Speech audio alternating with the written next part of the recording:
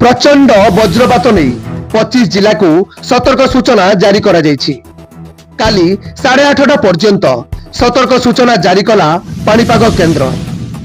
आगामी 24 घंटा पई किछि जिला को ऑरेंज वार्निंग जारी करा जायछि। सेही जिला गुड़िक मध्य रही सुंदरगढ़, मयूरभंज, केन्दुझर, बालेश्वर, भद्रक, जाजपुर, अनुगुल और ढेंकानाल। एसबु जिले में वर्षा सहित घड़घड़ी एवं कुआपथर माड़ हेबार संभावना रही। गंजाम, गजपति, सोनपुर, बौद्ध, मालकानगिरी, कोरापुट, रायगड़ा एवं बरगड़ जिलार काहां स्थान में वर्षा सहित बिजुली घड़घड़ी संभावना रही। खोर्धा, पुरी, झारसुगुड़ा, संबलपुर, अनुगुल, देवगढ़, नयागढ़ जिलार भी प्रभाव रहिबो।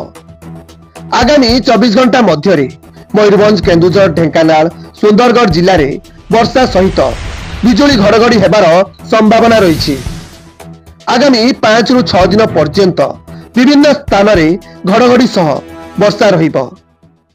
गत 24 घंटा मध्य सर्वाधिक वर्षा 54 मिलीमीटर रेकर्ड होईछि। Bureau report, Dashabhuja TV. एमिति नुआ नुआ न्यूज अपडेट पई आम चैनल को सब्सक्राइब करंतु। हाँ, लाइक शेयर करिया पई जमा भी भूली बेनी। नमस्कार।